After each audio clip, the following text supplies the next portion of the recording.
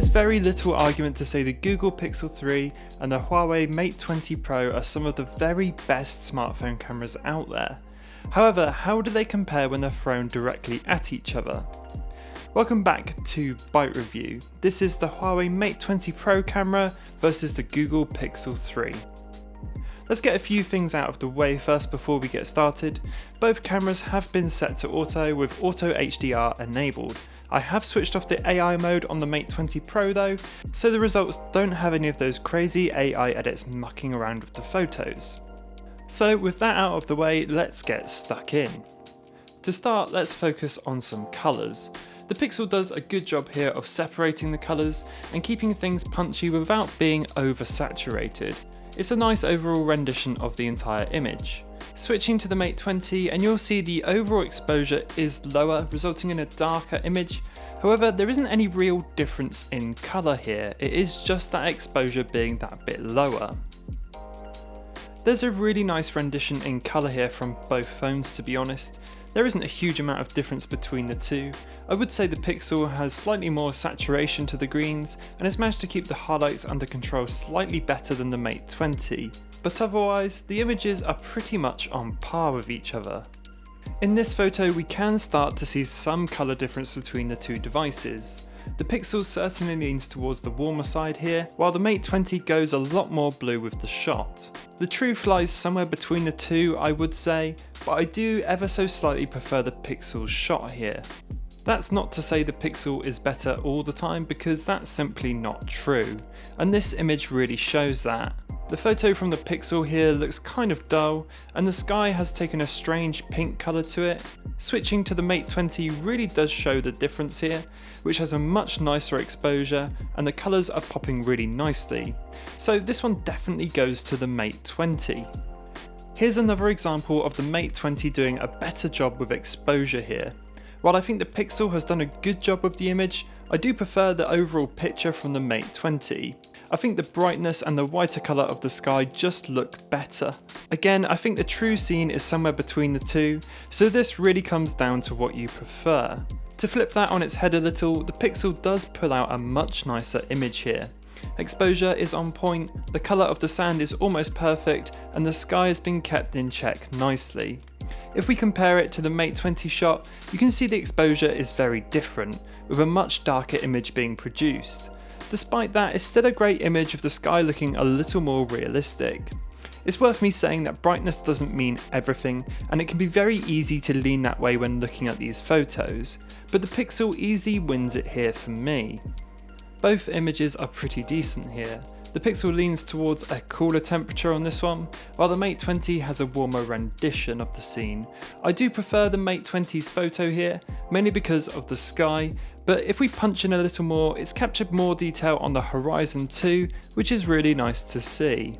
A more difficult photo to capture here, with both phones flexing those HDR muscles while shooting directly into the sunlight. The Pixel has done an admirable job though, keeping the exposure across the board level and looking pretty good, even though the sun looks like a small explosion. The Mate 20 shot is also very good. The scene is darker, but the sun is a lot more controlled. Next to each other, I prefer the exposure and the sand from the Pixel, but the sky from the Mate 20. To be honest, both have produced really excellent results despite the difficult lighting. As with any modern phone, both of these devices have a portrait mode. The Mate 20 Pro uses a combination of its cameras to achieve the effect, while the Pixel only makes use of one lens and Google's Pretty Magic software to create the depth effect. So let's see the difference between them. The ongoing theme here with these shots is sharpness and how natural the photos look. It's pretty obvious, but out the gate the Pixel is producing much sharper and more detailed images than the Mate 20. In this first example, it's really easy to tell the difference between the two. The Pixel produces a much better overall image than the Mate 20.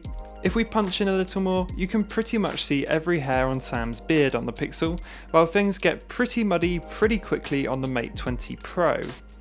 The same is true in this second shot. The Pixel keeps things looking ultra sharp and detailed, while the Mate 20 actually borders on blurry, with a lot of smoothing taking place over the face. Despite this, I think they both do a great job with edge detection, and the depth effect is actually pretty convincing. For me, the Pixel wins out of the portrait round pretty easily, and just goes to show how amazing one camera and software can be. While the Pixel might excel at portrait style shots, there is one area where it really can't compete, and that's in the selection of cameras on the Mate 20 Pro. In particular, the wide angle, which I really enjoyed using over the course of this test. For example, this is as wide as you can go with the Pixel, and it's a nice shot, sure. It captures the look I was going for, but when you switch to the wide angle on the Mate 20, you just get a much bigger sense of feeling and grandeur to it. And while it's not as high quality, I'll happily sacrifice a bit of detail for the effect it brings. Here's another example of that. The Pixel produces a great result, but shooting in the same place with the Mate 20 wide angle really gives you a much bigger sense of scale and adds so nicely to the look. I'm a huge fan, and it works just as well for portrait style shots too. No test would be complete without comparing the low light capabilities of both cameras.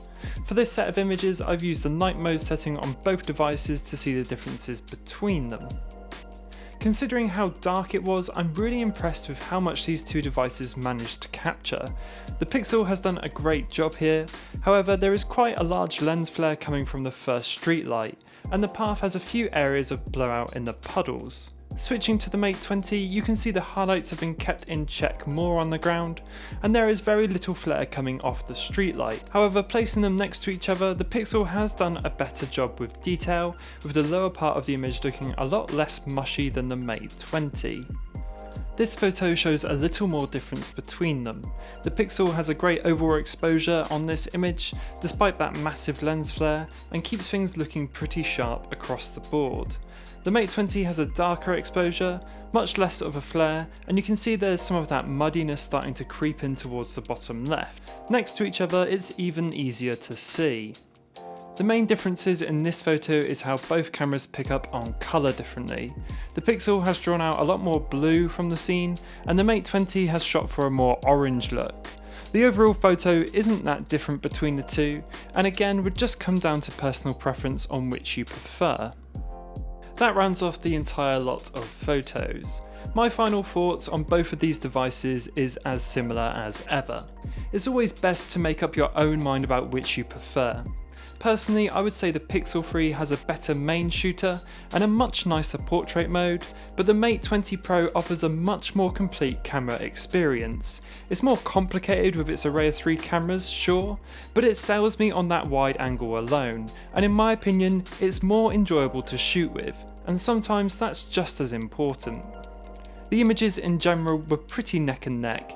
It's easy to fall into the trap of a brighter image appearing more pleasing to the eye, even when it's not a better image in terms of detail and dynamic range, so that's something to keep in mind while looking back through the images. The truth is, both of these cameras are excellent, and you can put your mind at ease if you're thinking about choosing one or the other. You would be more than happy with whichever you did pick. So there we have it, those are my thoughts. Be sure to let me know which you prefer in the comments below. I hope you enjoyed the video. If you did, pop a like. If you loved it, hit that subscribe button, and I will see you all in the next one.